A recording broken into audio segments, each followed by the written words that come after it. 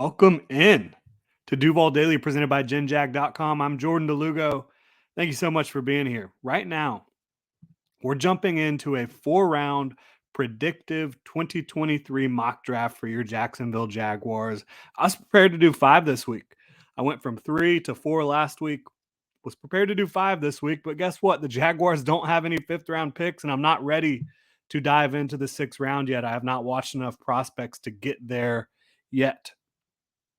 So we're sticking with a four-round mock draft, but changing it up a little bit. Last week, I did a what I would do four-round mock draft. This week, we are doing it strictly predictive. This is based on what I believe Jaguars brass, Trent Baalke at general manager, Doug Peterson at head coach, Ethan Waugh, assistant GM, what I believe this team will do, not what I think they should do, what I believe they will do with these picks. We're going to run this live on the NFL mock draft database simulator, which you can find at nflmockdraftdatabase.com. And we're just going to run it through there. We did it last week. I liked how their platform worked. I definitely think that there's still a lot of unknown when it comes to where players will go. Still don't know all of these underclassmen are who's going to declare, who's not going to declare. You had Fashanu out of Penn State, who's only 19 years old, who is draft eligible, who decided to go back to Penn State. He was probably going to be a top 5, top 10 pick at offensive tackle. So there's a lot of dominoes left to fall. A lot's going to change. But the reason I like to keep doing this late in the season, week in, week out, is to give you different ideas of how this could look, how things could play out. And draft position is changing weekly right now. You have the Jaguars and Lions matchup. Both teams are 4-7. Whoever wins this game, they're going to fall in the draft order, but they're going to rise in the standings for 2022, right? And of course, you want to win this big game against the Lions, two young teams trying to establish themselves in this league. So that's going to directly impact draft position. So we'll take a look at how that works next week. But right now, the Jaguars are selecting 11th overall. And I think that's a great spot to be in. There should be plenty of talent. But without further delay, we're going to go ahead and get into this one. We're going to be trying to build on the team's strengths, address some needs, and find good value with every single pick here. We're not doing any trades yet, just because I think it's a little too early to get into the trades. But let me go ahead and pull up the NFL mock draft database simulator for y'all.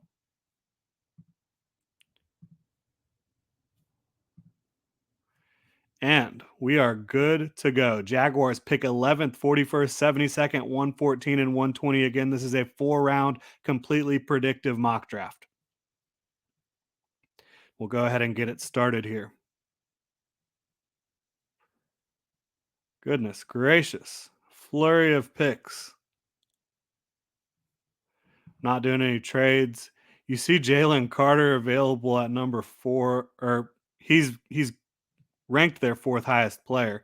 He's number 2 on my board, my personal board. I do not believe there's any chance in hell that Jalen Carter falls to 11, so we're going to restart that. Had to do this last week too. I cannot get behind a guy that talented at interior defensive line that could be, the next Chris Jones type player falling to 11 overall. He's too talented, too good. So we are restarting this one.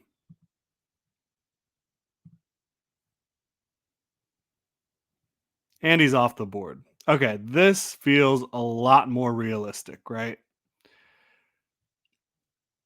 Jalen Carter goes at 10. I don't know about that. I don't think he's fallen to 10. I don't think he's fallen out of the top 5. But in terms of the players that are off the board, I think this does make sense. Myles Murphy, Jordan Addison could be available at 11. Certainly could go this early. That would require Quentin Johnston going early, and I do like the Bears picking up Quentin Johnston for Justin Fields.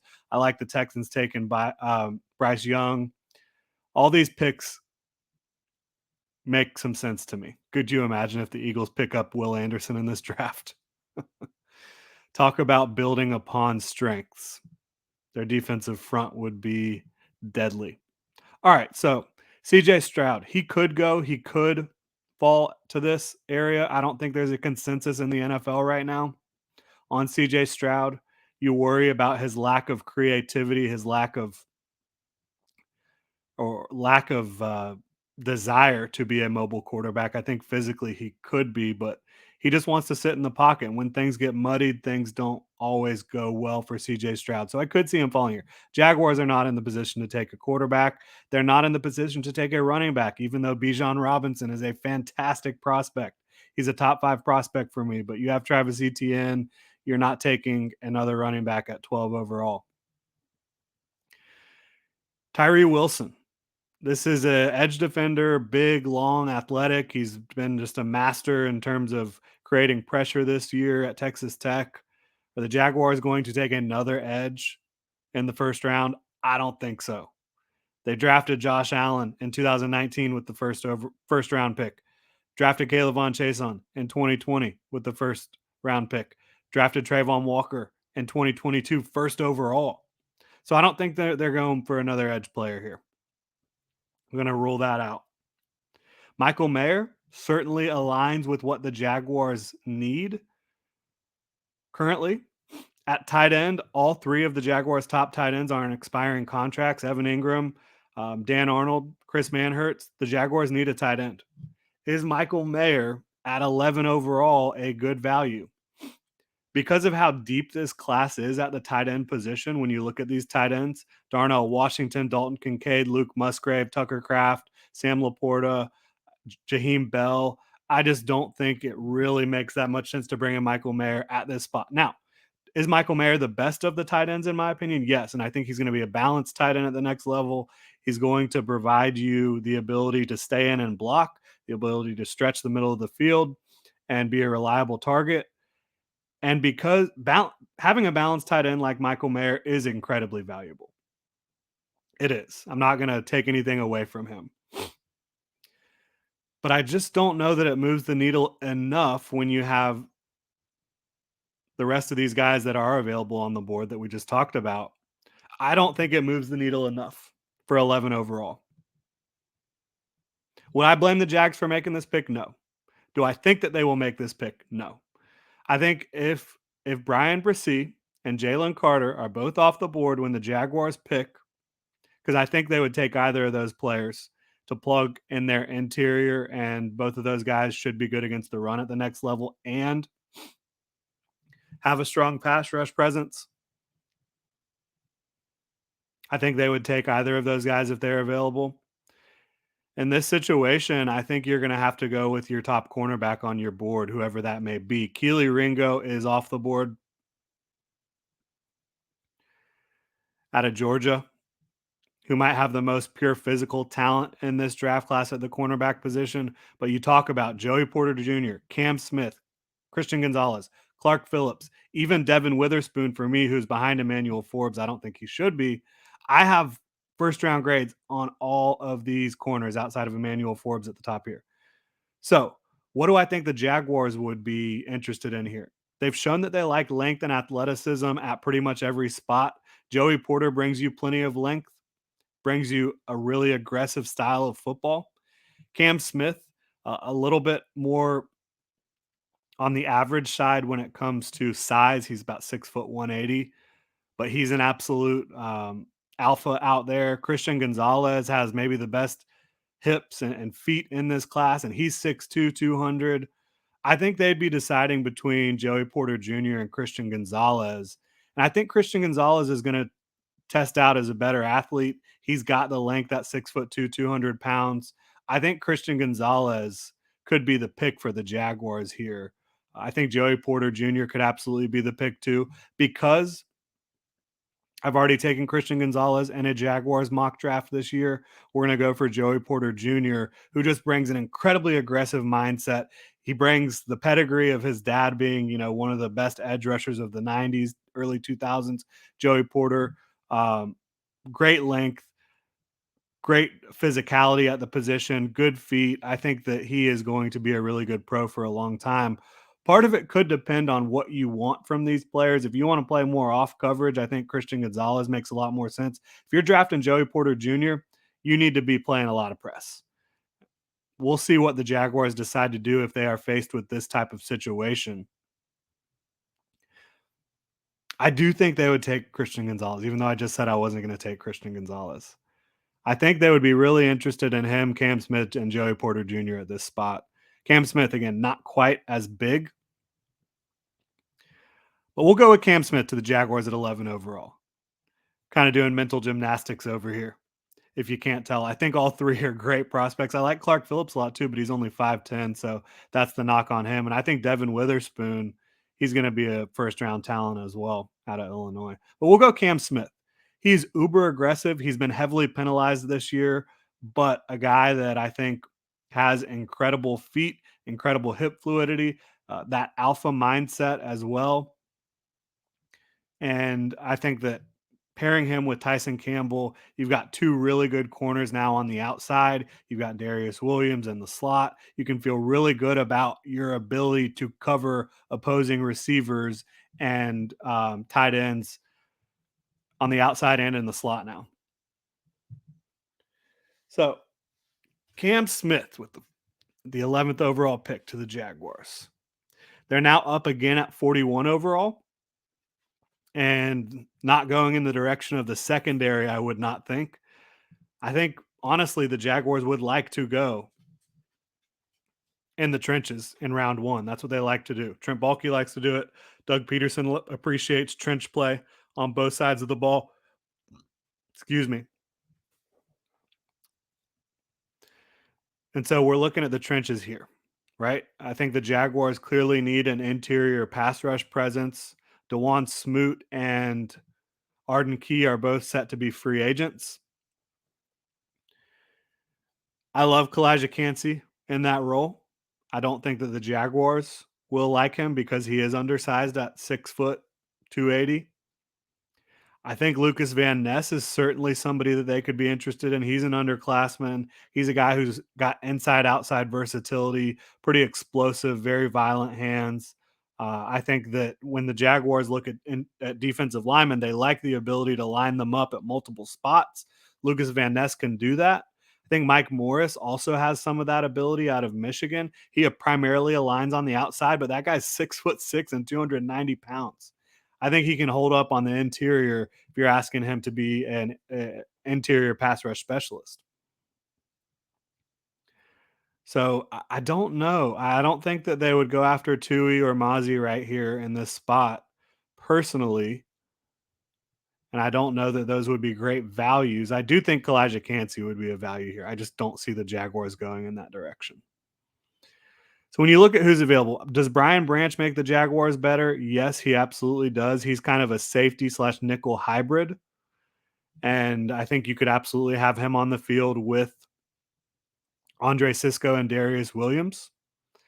Jaguars aren't going to go linebacker, even though Drew Sanders is a heck of a talent. Could they go receiver here? Could they go tight end? I think that Doug Peterson and Trent Baalke would like a lot of what they see with the tight ends available here. I really do think they would. I think Darnell Washington, he is just a freak on a leash, right? Absolutely massive human being, a good blocking tight end with room for growth there, who also has become a really good pass catcher. He's a really good linear athlete. He's not going to have the quickness that you're looking for in some of the smaller guys at the position, but this guy is a freak show out of Georgia. And I think that the Jaguars have been in the business of drafting freak show type players. I think Darnell Washington could very easily be the pick for the Jaguars at 41 overall if he's still on the board. When you look at offensive tackle, do the Jaguars need one? Well, Jawan Taylor, is he going to be back? Do you feel comfortable with Walker Little at right tackle?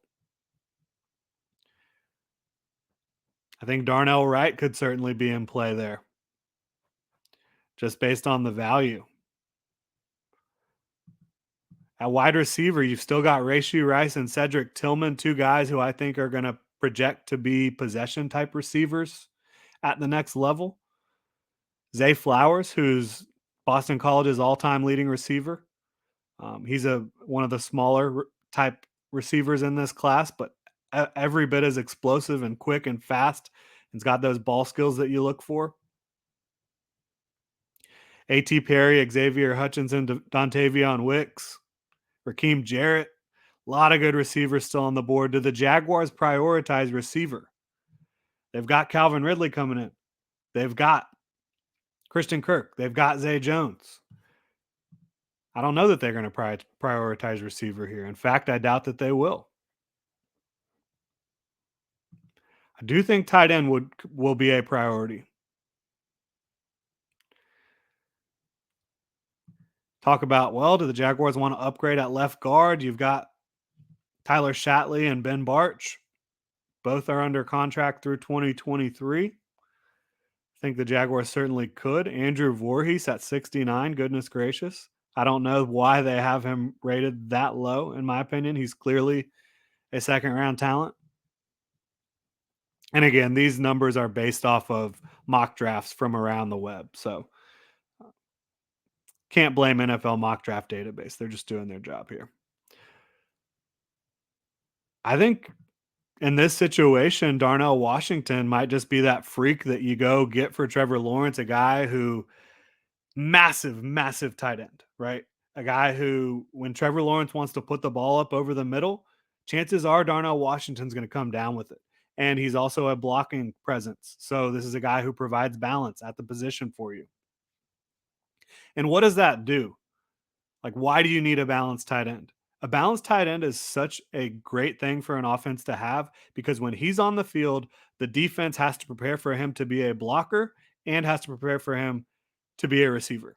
If you have a tight end who can't block or you don't use as a blocker, it's kind of a tell when he's on the field what you're trying to do here. So, Darnell Washington off the board for the Jaguars at 41 overall. Got two SEC big time talents. We're not doing trades here. You've got Cam Smith, cornerback out of South Carolina, uber aggressive, uber talented, great ball skills for Cam Smith. Needs to be a little bit less grabby at the next level, but the same thing was true about JC Horn coming out, and I think that's something that you can very easily adjust. Now, do I think the Jaguars are happy after having the first two picks and not being able to grab a defensive lineman? Probably not. But you've still got Lucas Van Ness here at 72 overall, Kalijah Kancey, Mozzie Smith. Mozzie Smith, I think, is going to be more of an interior run stuffer than a true pass rusher on the interior at the next level. Kalijah Kancey, he might not be the next Aaron Donald, but he is going to be a beast, interior pass rusher. I don't think the Jaguars are going to like him because of the size. But Lucas Van Ness, he's 6'5", 275, again, can play interior, can play outside. I think this is the type of guy the Jaguars really want. And again, Arden Key, DeJuan Smoot, both on expiring contracts. We don't know that Lucas Van Ness will declare for the draft, but if he does and he's available at 72 overall, I think he provides the type of player that the Jaguars really covet. And so I think he would be the pick most likely if they are going defensive line here. The other options are interior offensive line, which I think they feel fine with Ben Barch. With Ben Barch and Tyler Shatley. Are they going to go receiver in the third round after trading for Calvin Ridley, after signing Christian Kirk, after signing Zay Jones? I doubt it. I think Lucas Van Ness makes a lot of sense for the Jaguars here. I think that would be the pick in this situation. And again, this is fluid. A lot will change. We're just trying to provide quality analysis on what might happen, what could happen, what I think would happen for the Jaguars in these situations. Again, no trades here. So you've addressed corner. You have a really good corner to pair with Tyson Campbell now. You've got Darius Williams in the slot. You feel good about that. You've got a big, balanced tight end in Darnell Washington at 41 overall, who can certainly be a seam stretcher, a guy that Trevor Lawrence targets over the middle of the field. And then Lucas Van Ness, who is another versatile defensive lineman, plays interior, plays edge. He can do a lot for you. I think that the Jaguars value his profile and his versatility. Man, I personally would have a really tough time passing on Xavier Hutchinson at this spot. You're talking about top of the fourth round. I think Xavier Hutchinson has starting receiver ability in this league in the NFL. I wouldn't pass on him. Will the Jaguars pass on him? I think he has a really quality skill set. If you're talking about replacing Marvin Jones, who is kind of that possession, go up and get it type receiver, you can throw him the ball when he's covered. I think Xavier Hutchinson has a lot of that in his game. Marvin Jones is going to be 33. Um, he's on an expiring contract. I think you could look at Xavier Hutchinson, Dontavion Wicks, Raheem Jarrett. I love all of those guys. Dante Demas has had a ton of injuries he's dealt with. Rome, I mean, goodness gracious, this is a really young kid. I don't know if he's going to declare or not, but he's 6'4", 200 plus. He's a talented young player. You know, I, I haven't finalized who I will have higher on my board between these three receivers. And I don't know that the Jaguars will take a receiver this high. They might, though, because if Marvin Jones moves on, you do want to have that prototype, that type of receiver in your room. I don't think Raheem Jarrett is a one-to-one replacement for Marvin Jones. He's more of a separator, speedy route runner type of guy. I think Dontavion Wicks and Xavier Hutchinson could make a lot of sense, though. We'll go with Xavier Hutchinson in this one out of Iowa State. He's a really good route runner, nuanced football player, strong hands, can go up and get it for you. Xavier Hutchinson. So we have drafted two targets for Trevor Lawrence. Darnell Washington is a target for Trevor. He also happens to be an extension of the offensive line. I think you like that a lot. I think that the Jaguars would be happy with Lucas Van Ness. I think they would be happy with Cam Smith. But ultimately, if they have the ability to draft, I think Brian Brisee or Jalen Carter, that's the direction they would go. We've got one pick left here. Could the Jaguars upgrade their edge? I think, yeah, they could. And you've got some quality options here. I love KJ Henry in the fourth round out of Clemson. This is a former big time recruit. He's got great athleticism. He's shown development throughout his career at Clemson. He's been overshadowed by Brian Brisee, by Miles Murphy, by some of the other guys that have come through there. But I think KJ Henry would be a great value in the fourth round. And I think he could really fortify what you've got going on the edge from a depth standpoint, from a rotational standpoint. Yeah, I think that makes a lot of sense. Talk about safety. Rayshawn Jenkins is under contract through 2023. Are the Jaguars going to use their team out on him? I don't know. I think Rayshawn's had a very solid year. I think he's really good in run defense, really good in pursuit. He does make plays in coverage, but he's overall inconsistent as a coverage player. Not sure you're drafting anyone right here that is going to come in and change the world there for you at safety. I really like KJ Henry at this spot. I don't think they'll take a running back this high, but goodness. Sean Tucker, Zach Evans, Kenny McIntosh, Deuce Vaughn, Kendre Miller. I do like Roshan Johnson, but he's a little bit limited at the next level. Same thing with Chris Rodriguez. I would have a really hard time passing on Sean Tucker in this spot, or Zach Evans for that matter. But I think that the Jaguars would probably go KJ Henry in this setting.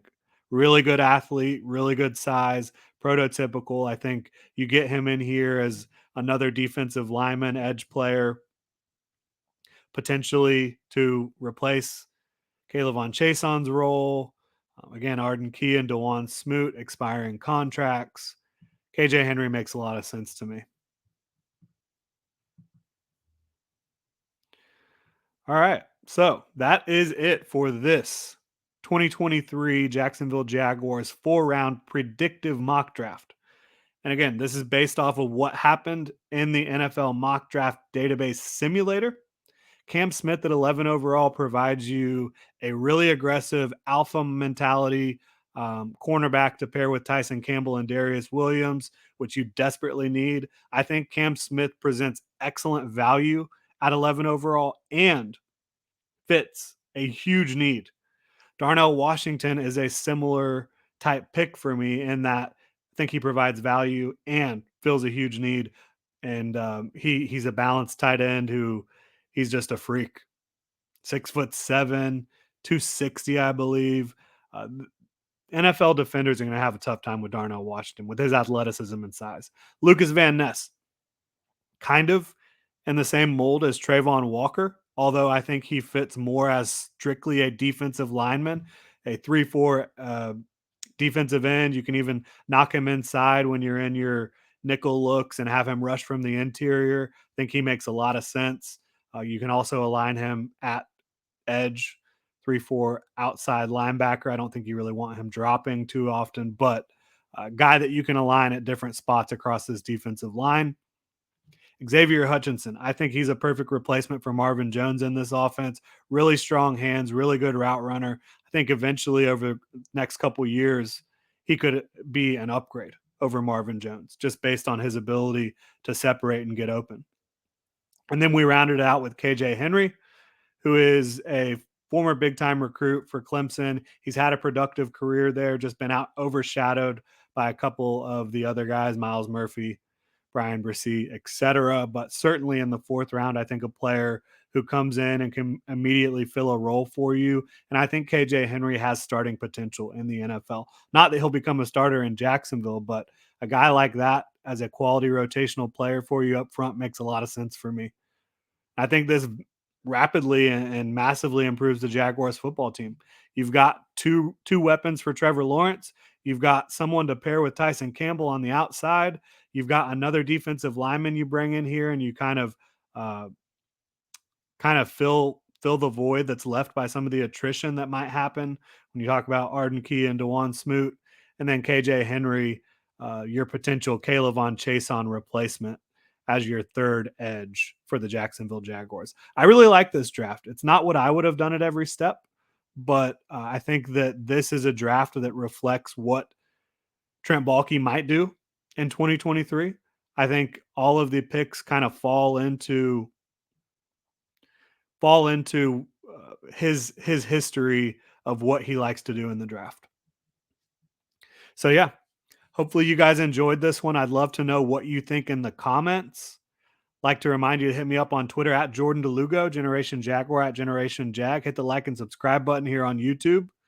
And if you want to support the channel further, you can check out genjag.com, pick up some new Duval gear. You can also become a channel member on YouTube. Thank you so much for tuning in, Duval. Hope you have a great Thursday.